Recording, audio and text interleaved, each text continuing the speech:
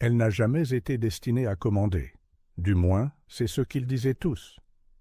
Les mots venaient du capitaine Reeves, tranchants comme du verre, devant toute l'escouade. Ils étaient rassemblés dans la salle de briefing, l'air vibrant du faible bourdonnement des vieux projecteurs et du crépitement statique du tableau des communications. Reeves ne la regarda pas en le disant. Il n'en avait pas besoin. Tout le monde savait de qui il parlait. Lena Carrick, officier des transmissions de seconde classe, cacha ses mains derrière son dos et garda un visage impassible. Ce n'était pas la première fois qu'elle entendait ces mots. L'escouade rit d'un rire gêné, certains secouant la tête, d'autres affichant un sourire narquois. Elle pouvait sentir le poids de leurs regards, pitié de la part de quelques-uns, mépris de la plupart. Pour eux, elle était la silencieuse, la technicienne qui réparait les radios et recalibrait les capteurs, mais qui manquait du mordant d'une combattante. Ils respectaient le courage, pas la patience, l'action, pas la réflexion. Et Reeves, qui se targuait de forger des guerriers à partir de recrues brutes, avait toujours fait d'elle son exemple d'échec. « Vous voulez un chef ?»« On ne choisit pas celle qui se cache derrière des fils, » ricana-t-il. « On choisit celui qui fonce tête baissée dans le feu. » Lena ne dit rien, bien que sa poitrine brûlât. Elle s'était habituée à cette humiliation rituelle, mais aujourd'hui, elle la blessait plus profondément. Demain, il se dirigerait vers le Ravin Gris, un secteur connu pour ses blackouts, où les communications se coupaient au souvent et où des escouades disparaissaient, sans laisser de traces. Sa tâche était de maintenir leur système en vie. Pourtant, Reeves lui faisait clairement comprendre qu'il s'attendait à ce qu'elle échoue. Cette nuit-là, Lena était assise seule dans la caserne, fixant son carnet de fréquences. Chaque ligne était griffonnée de calculs et de plans de secours, des moyens de dérouter les signaux, d'amplifier les transmissions faibles, de maintenir l'escouade connectée lorsque l'obscurité se ferait pressante. Elle les avait testés, affinés, imaginé tous les pires scénarios. Pourtant, elle savait que la préparation comptait peu pour ceux qui ne voyaient que les muscles et la bravade. La mission commença à l'aube. L'escouade descendit dans le ravin gris avec ses falaises abruptes et son brouillard étouffant. Les parasites sifflaient dans l'oreillette de Lena, constants, insidieux. Au début, les communications étaient assez stables. Reeves aboyait des ordres, les autres avançaient en formation. Lena gardait la tête basse, ajustant les cadrans, sentant l'air s'épaissir d'interférences. Elle les prévint, doucement d'abord, puis plus fort, que les canaux se dégradaient. Mais Reeves l'ignora d'un geste de la main. Quelques heures plus tard, cela se produisit. Un claquement sec, une explosion de parasites. Puis le silence. Les voix de l'escouade s'éteignirent une à une jusqu'à ce que Lena ne reste qu'avec l'écho de sa propre respiration dans le casque. Elle se figea, la panique la submergeant. Sans communication, ils étaient aveugles. Sans coordination, ils se disperseraient et tomberaient. Le dernier ordre de Reeves, aller vers l'est, était suspendu dans sa mémoire. Mais Lena savait que l'est était une erreur. Les interférences y étaient les plus fortes. Elle l'avait cartographié, tracé ses schémas tard dans la nuit. S'il continuait vers l'est, il se perdrait complètement. Pourtant, elle n'avait aucune autorité, aucune permission de contremander son ordre. Le choix la déchira. Obéir et regarder le désastre se produire. Ou défier et risquer de prouver que Reeves avait raison, qu'elle était inapte, insubordonnée, un handicap. Ses mains tremblaient sur la console. Quelque part dans le brouillard, des cris résonnèrent faiblement, étouffés par la distance. Elle pouvait presque entendre l'escouade se fracturer. Et dans ce silence qui se brisait, Lena fit son choix. Elle détourna la fréquence maîtresse, amplifiant son signal via la bande d'urgence que personne d'autre n'osait toucher. Elle hurla dans ses oreilles, perçante, instable. Mais elle fonctionna. Sa voix déchira l'obscurité. « Ici, Carrick. N'allez pas à l'est. Répétez, n'allez pas à l'est. Dirigez-vous vers le nord par la crête. Je peux vous guider. » Pendant un battement de cœur, rien. Puis une voix répondit, faible mais claire, « Bien reçu. » Une autre suivit. Puis une autre. Sa poitrine se serra de soulagement. Ils écoutaient. Pour la première fois, ils écoutaient. Pourtant, elle savait que Reeves était quelque part, l'entendant passer outre son commandement. Et quand cette mission se terminerait, si elle se terminait, il ne lui pardonnerait pas. Mais pour l'instant, le pardon était la dernière de ses préoccupations. La survie, elle, était la première. La crête se dressait comme une cicatrice déchiquetée sur la terre, enveloppée d'une brume grise qui avalait les sons et les sens. Lena pressa son dos contre la pierre froide, son casque crépitant, tandis qu'elle luttait pour stabiliser la fréquence. Chaque ajustement était une bataille. Les parasites déferlaient, comme une chose vivante, griffant sa voix, essayant de l'effacer des oreilles de l'escouade. Un par un, leurs signaux revinrent, de fragiles fils de connexion, ténus mais réels. Elle les guida vers le nord, la voix stable bien que son cœur martelât. Restez sur la crête, ne rompez pas la formation.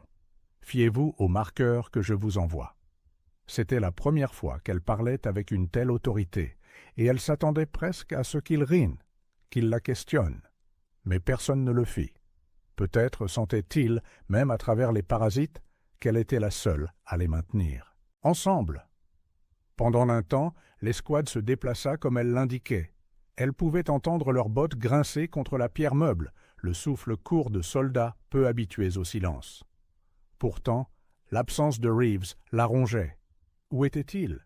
Pourquoi n'avait-il pas répondu? Puis elle vint. La voix, sèche, amère, sans équivoque. « Carrick, vous dépassez les bornes ?»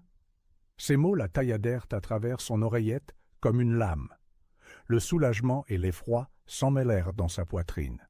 Il était en vie, mais furieux. « Capitaine, commença-t-elle, mais il la coupa. Vous ne donnez pas d'ordre. Vous ne commandez pas. Vous suivez. Et quand je dis Est, nous allons à l'Est. » Une pause. Elle pouvait entendre les autres respirer, écouter, attendant de voir ce qui allait se passer. Lena serre les poings. Les données griffonnées sur sa console étaient pente claire. L'Est était une zone morte, un cimetière pour les signaux. S'ils y allaient, l'escouade disparaîtrait dans le brouillard, aveugle et seule. Sa voix trembla, mais elle força les mots à sortir. « Avec tout mon respect, monsieur, Ley nous coupera du monde. Je peux nous maintenir ensemble si nous restons au nord. » Le silence qui suivit fut suffocant. Puis Reeves rit, un rire bas, méprisant, portant chaque once de dédain qu'il lui avait jamais montré. « Vous croyez savoir mieux que moi? Vous, la fille qui se cache derrière des machines ?» L'escouade l'entendit. Elle le savait. Et pourtant, personne ne parla. La honte lui monta aux joues. Elle voulait disparaître, s'enfoncer dans la pierre. Mais une autre voix brisa le silence. « Capitaine, » dit le sergent Voss, hésitant, « Carrick nous a reconnectés. Sans elle, nous serions déjà perdus. » Ce n'était pas grand-chose, mais c'était suffisant.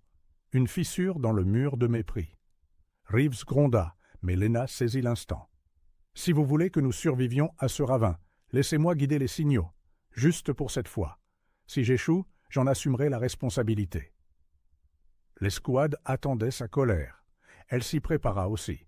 Mais finalement, avec un sifflement de parasite, il marmonna « Faites ce que vous voulez. Quand tout s'effondrera, ils verront quelle sorte de chef vous êtes. » Son mépris était absolu. Pourtant, il lui avait donné l'espace dont elle avait besoin. Alors, elle les guida.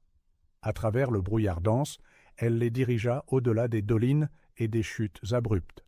Sa voix devint leur boussole, ses calculs leur ligne de vie. Et lentement, quelque chose changea. Le ton de l'escouade se modifia lorsqu'il répondait. Moins de doute, plus de confiance. Ils commencèrent à se fier à ses instructions, sans poser de questions, suivant sa voix comme si c'était un phare. Mais le ravin n'était pas clément. Un grondement soudain secoua le sol, des roches dévalant d'en haut. Des cris éclatèrent sur les communications, la panique se propageant. La console de Lena s'illumina de signaux défaillants alors que 2 soldats furent découpés, piégés au-delà de l'éboulement. Ses mains volèrent, déroutant les canaux, amplifiant la portée. « Restez où vous êtes. Je vais trouver un chemin jusqu'à vous. Ne bougez pas !» cria-t-elle. Les parasites la noyèrent presque, mais elle força sa voix à être plus forte. Elle pouvait les entendre respirer, terrifiée, s'accrochant à ses mots. Les minutes s'étirèrent en une agonie, tandis qu'elle recalibrait, envoyant des rafales de pings de localisation, jusqu'à ce que, là, un faible écho, mais suffisant. « Je vous ai. Déplacez-vous vers l'ouest de 3 mètres. Il y a une brèche par laquelle vous pouvez ramper. Maintenant. » Ils obéirent. Et quand leurs voix revinrent, essoufflées mais vivantes, le soulagement déferla comme un feu dans ses veines. L'escouade était de nouveau au complet. Pourtant, dans l'ombre de son casque, Reeves murmura, bas et venimeux. « Ne croyez pas que cela prouve quoi que ce soit. Vous n'êtes toujours rien de plus qu'une technicienne. » Mais Lena ne se sentait plus comme un rien. Elle pouvait sentir la foi de l'escouade se rassembler autour d'elle comme une armure. Et pour la première fois, elle crut qu'elle pourrait être plus que ce qu'ils disaient d'elle.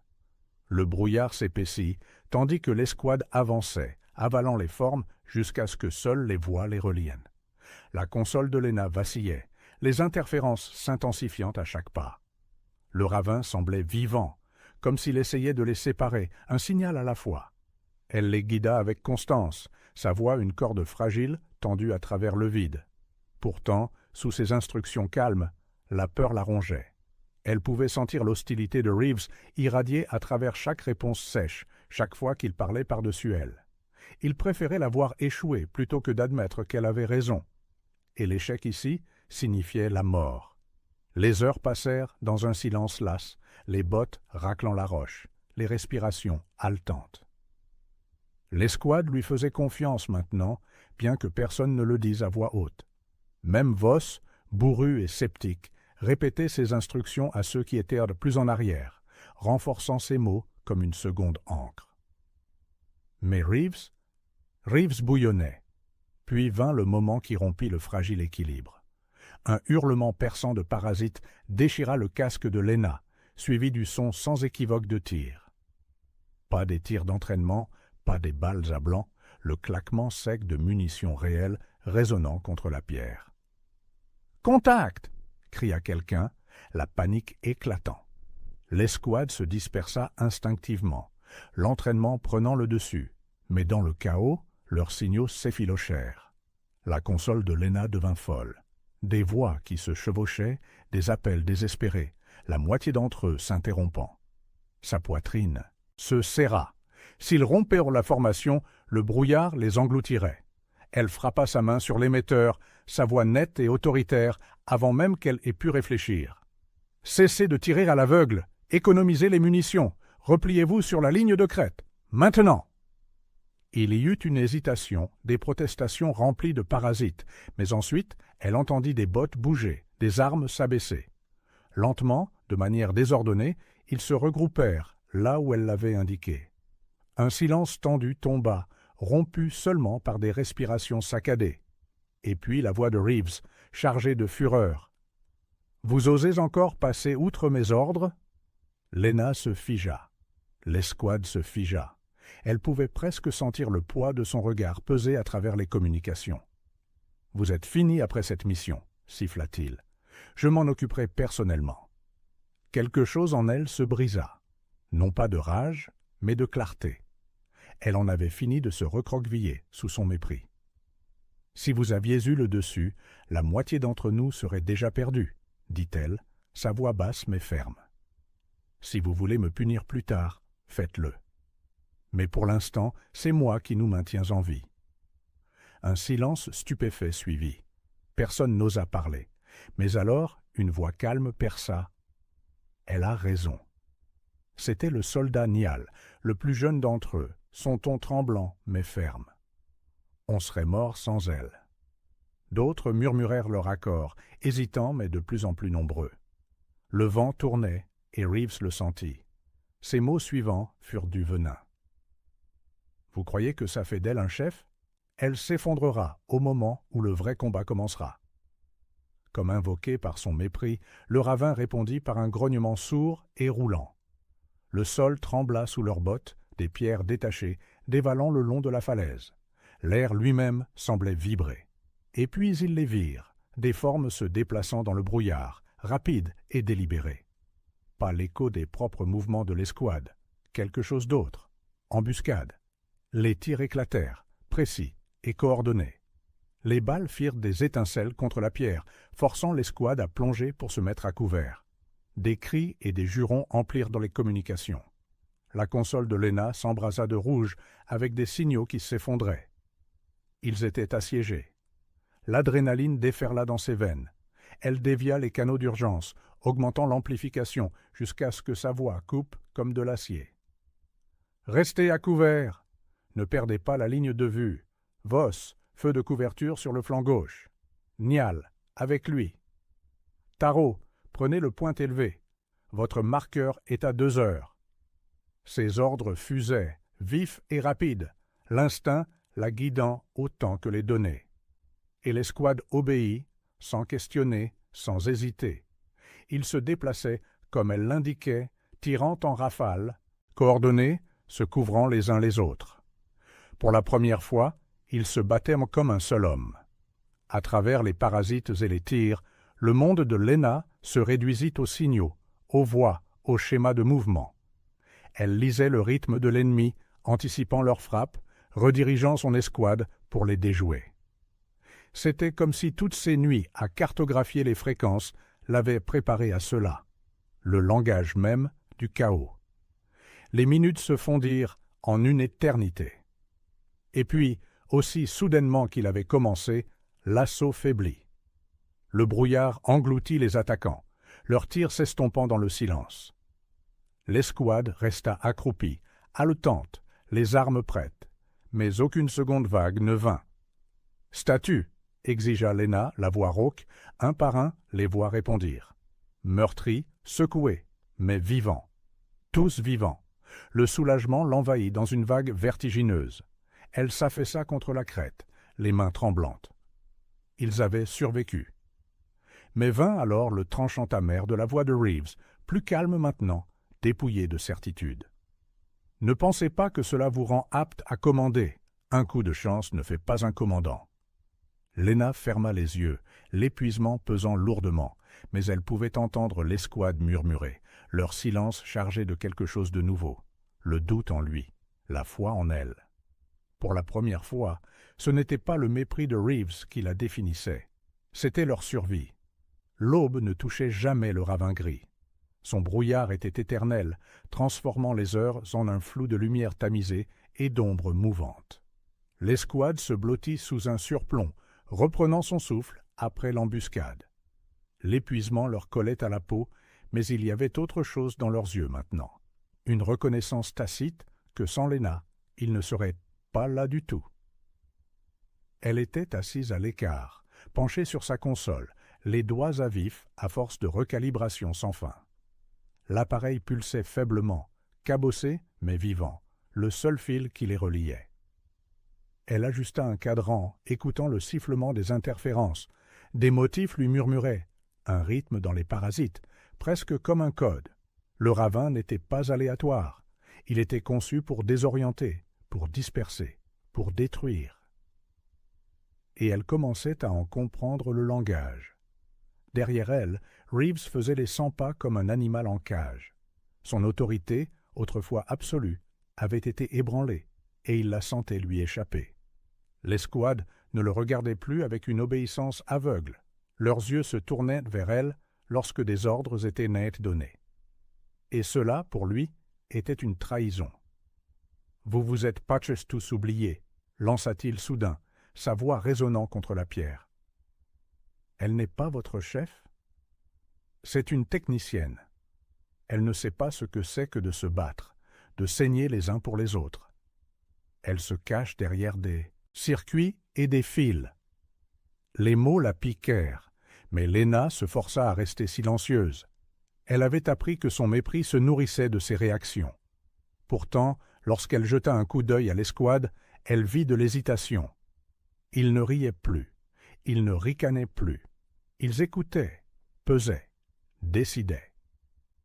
Le sergent Voss se leva, sa large carrure projetant une longue ombre.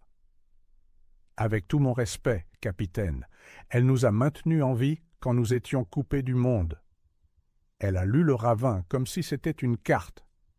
Vous appelez ça se cacher? La mâchoire de Reeves se serra. La survie n'est pas la victoire. La discipline gagne les batailles. L'obéissance maintient les hommes en vie. Vous me suivez ou vous ne suivez personne. Lena se leva avant de s'en rendre compte, ses mains tremblant mais sa voix ferme. L'obéissance sans raison fait tuer des soldats. J'ai passé des années à écouter des signaux dont personne d'autre ne se souciait, à assembler des schémas que personne d'autre ne voyait. C'est pourquoi nous sommes ici maintenant. Pas parce que j'ai désobéi, mais parce que j'ai compris ce que le ravin nous faisait. Le silence qui suivit fut plus lourd qu'un coup de feu. L'escouade la dévisagea, attendant que Reeves se déchaîne. Mais au lieu de cela, il rit. Froid, amer. Vous croyez que c'est une démocratie, Carrick? Que vos jolis discours comptent? Ici, le commandement est simple. On obéit ou on se fracture. Et vous nous avez déjà fracturés avec votre arrogance. Avant que Lena puisse répondre, le ravin lui-même rugit de nouveau. Un grondement sismique qui fit pleuvoir de la poussière d'en haut. Sa console hurla d'interférence, les canaux s'effondrant les uns après les autres. Quelque chose de massif se déplaçait dans le brouillard. La panique éclata sur les visages de l'escouade. Reeves ouvrit la bouche pour ordonner la retraite, mais Lena était déjà au travail, les yeux rivés sur la console. Les parasites avaient changé, s'étaient approfondis, presque comme une pulsation. Quoi que ce soit qui approchait, il utilisait les distorsions du ravin comme couverture. S'il fuyait à l'aveugle, il serait traqué. « Passage nord-ouest » dit-elle, la voix sèche. « Il y a une brèche dans les interférences. Si nous bougeons maintenant, nous pouvons garder une longueur d'avance. » Reeves gronda. « Personne ne bouge sans mon ordre. » Pendant un instant, l'escouade se figea, prise entre deux voies. Puis Voss parla, calme mais résolu. « Je suis avec Carrick. » Il mit son fusil en bandoulière, faisant un signe de tête aux autres. « Vous avez vu ce qu'elle a fait. Vous l'avez senti. Elle voit ce que nous ne pouvons pas voir. » Un par un, ils se déplacèrent vers elle. Non pas avec audace, ni avec défi, juste assez pour montrer où se trouvait leur confiance. Le visage de Reeves s'assombrit de fureur.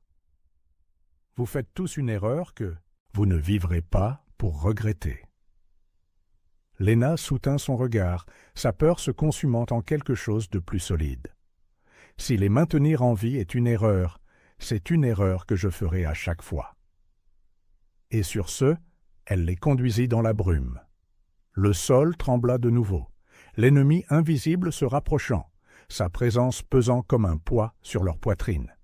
Mais la voix de Lena fendit la peur, les guidant pas à pas, chaque commandement précis. Elle ne se contentait plus de réparer des signaux. Elle lisait le champ de bataille lui-même, le langage tordu d'écho et d'interférence du ravin. Derrière elle, elle pouvait sentir Reeves suivre, silencieux, mais bouillonnant. Son autorité était brisée, et il le savait. Pourtant, il portait toujours son arme, détenait toujours son grade. Le danger n'était pas seulement dans le brouillard, il marchait parmi eux. Et Lena savait qu'avant que tout soit terminé, elle devrait l'affronter, non pas avec des fils et des signaux, mais avec la vérité de ce qu'elle était devenue. Le brouillard se tordait comme une chose vivante alors qu'ils avançaient dans le passage nord-ouest, chaque pas résonnant contre la pierre. La console de Lena vacillait sauvagement, les interférences montant en hurlements et en pulsations qui lui faisaient claquer des dents. Quelque chose de vaste se déplaçait derrière eux, son ombre s'étirant à travers la brume, trop massive pour être vue, trop proche pour être ignorée. « Gardez une formation serrée !» aboya-t-elle, la voix rauque mais inflexible. « Ne vous arrêtez pour rien. » L'escouade obéit sans hésitation, leur confiance étant désormais totale.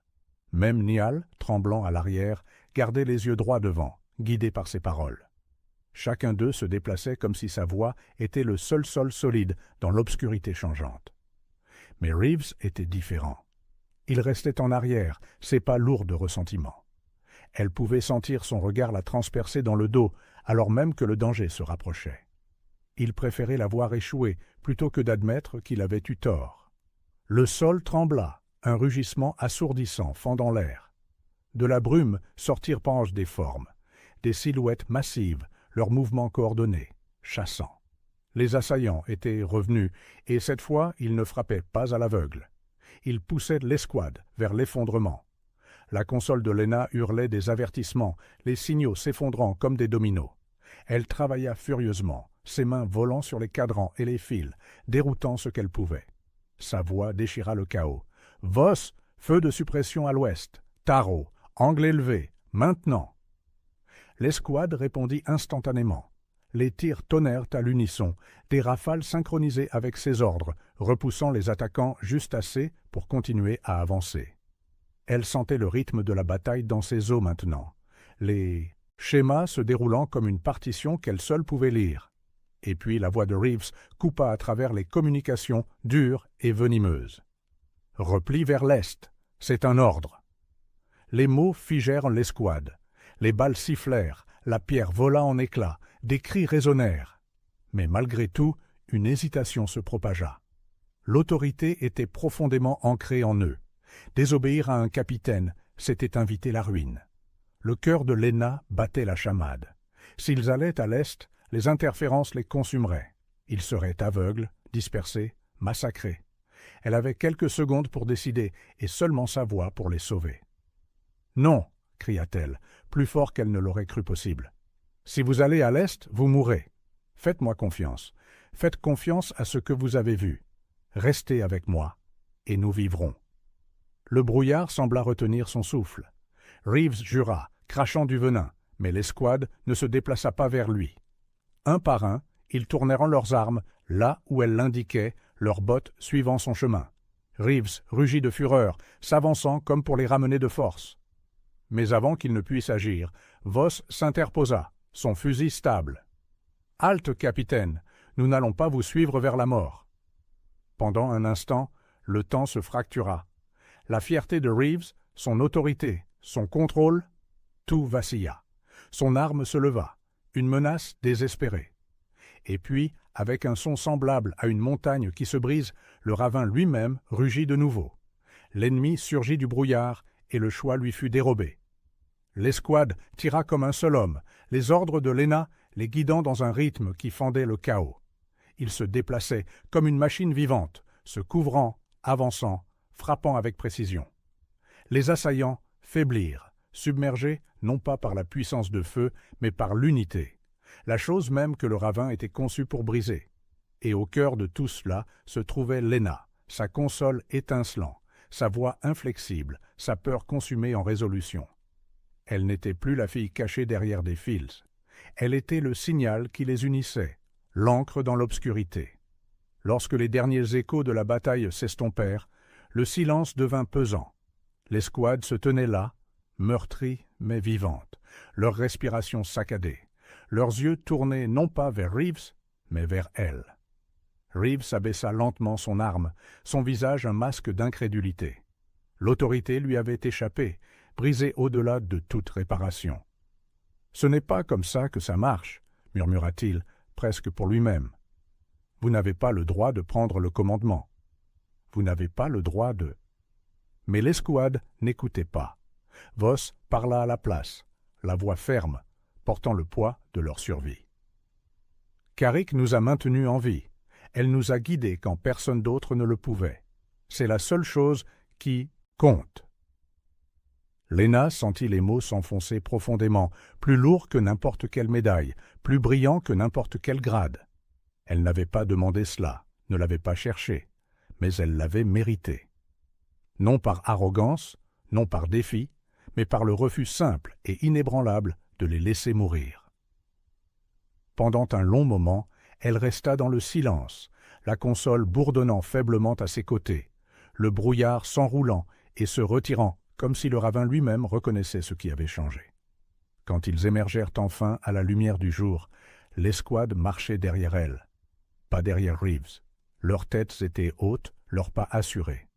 Ils avaient été testés, brisés, reforgés, et elle avait été le feu qui les avait unis. Elle avait été sous-estimée, méprisée, rejetée. Mais à la fin, lorsque les communications de l'escouade s'étaient tues, c'est sa seule voix qui avait renversé le cours de la bataille. et il ne l'oublierait jamais.